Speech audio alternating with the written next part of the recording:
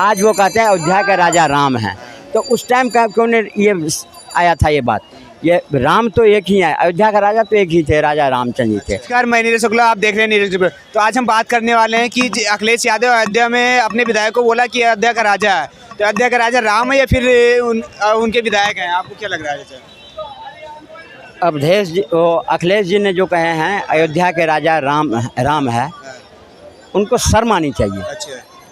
इस बात को कहते हुए उसी राम मंदिर के लिए 1992 के अंदर उनके पिताजी ने सरजू नदी को उन राम कार सेवकों के ऊपर अत्याचार करके नदी में लाल कर दिया था नदी को। उससे तुलना वो वहाँ के सांसद को कर रहे हैं।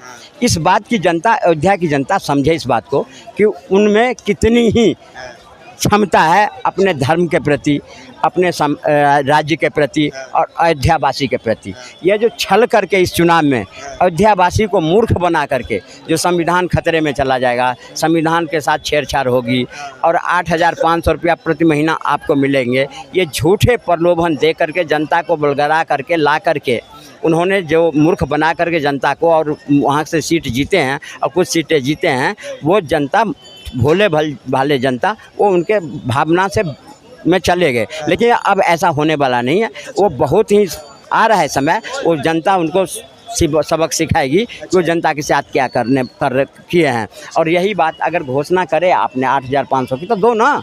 सवेरे जनता तो गए थे दफ्तर में, जो लाओ मेरा 8,500 रुपया। कल ही तो 1 तारीख थी, लोग अपने बैंक में गए थे देखने के लिए जो मेरा 8,500 आया कि नहीं आया। नील बटा नील। कब तक मूर्ख बनाओगे? अब बहुत मूर्ख बना लिए यूपी के लोगों को भी। आपके राज्य में क्या क्या नहीं यूपी में हुआ है, पहले अपने करनी को देखो फिर दूसरे को देखना। और रही बात अयोध्या की, जो अयोध्या का विकास 10 साल के अंदर या अभी हुआ है, ये कभी किसी ने कभी जीवन में नहीं देखा होगा। जो आज अयोध्या छठे देश के सबसे उस समृद्धशाली स्टेट में गिना गया, राज्य में गिना गया, अयोध्या को डिस्ट्रिक्ट में गिना गया, जो छठे स्थान पर में है।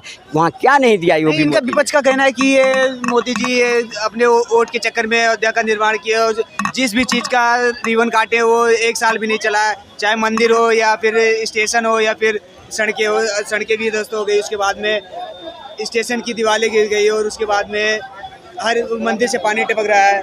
इससे पहले कितनी बार उनकी सरकारें थी, क्यों नहीं सुध लिए, क्यों नहीं मंदिर बनवा दिए?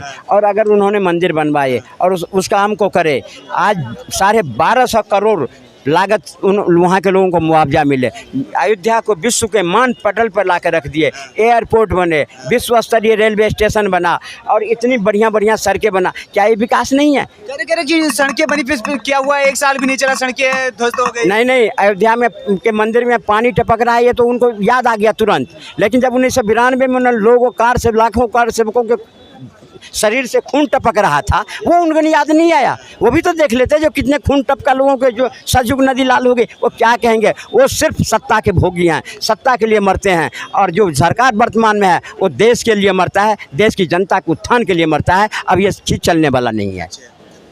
आपको क्या लग रहा है? हाँ जी, मैं तो यही कहना चाहूँगी कि मोदी के राज में विकास तो हुआ है, लेकिन महंगाई बहुत अधिक बढ़ गई। महंगाई की वजह से आम आदमी परेशान है। अब मीडियम क्लास बंदा परेशान है, छोटे लोगों को काफ़ी मुआवजा वगैरह हर चीज़ मिलती है, लेकिन बड़े लोगों के लिए कुछ नहीं है। तो वो चीज़ मतलब हाँ, मिडिल क्लास के लिए नहीं है ना वो चीज़, तो वो चीज़ होनी चाहिए। और दूसरा मतलब क्या ऐसा नहीं होना चाहिए कि जैसे अंकल कह रहे हैं कि जब से बीजेपी की सरकार है बढ़िया विकास हुआ है, विकास हर एक के लिए हो रहा है। हाँ, विकास तो बहुत अच्छा हुआ है। विकास के साथ साथ महंगाई बहुत ज़्यादा बढ़ गई, महंगाई से लोग परेशान हैं। महंगाई तो है मैडम, 1 मिनट सुनिए, कोई बात नहीं। महंगाई सही है, महंगाई क्यों नहीं बढ़ेगी?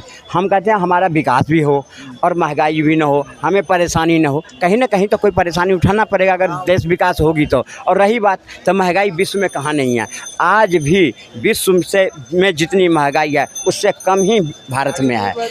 फिर भी भारत की आप इकोनॉमिक देखो, ये कहने वाले विरोधी। और अगर महंगाई है तो आप विपक्ष में गए हैं क्यों? करो ना, लो ना महंगाई पर बात करो, वहाँ पर महंगाई कम करो। क्या ये विपक्ष गारंटी लेता जो अगर मैं सत्ता में आता तो जो चीज़ अभी हो रही है उससे कम हो जाती? महंगाई कम, महंगाई का नारा इंदिरा गांधी, जवाहरलाल नेहरू, मनमोहन सिंह, जितने प्राइम मिनिस्टर सब ने दिए कि महंगाई हटाएंगे, गरीबी हटाएंगे। महंगाई ना, महंगाई हटी ना गरीबी हटा, खुद हट गए। तो इसलिए ये बात कहना तो आसान है, चलाना बहुत दिक्कत है। ये जितनी भी सरकारें हैं, कोई भी सरकारें इस बात को गारंटी नहीं लेगा कि मैं आकर के महंगाई को कम कर दूंगा। जब और आज तक कोई ऐसा न प्राइम मिनिस्टर हुआ है न होगा। लेकिन जो विकास का ग्राफ है, और सरकार जितने थी जो इतने काम करे हैं, अगर वो सरकार होती तो 100 साल लग जाते।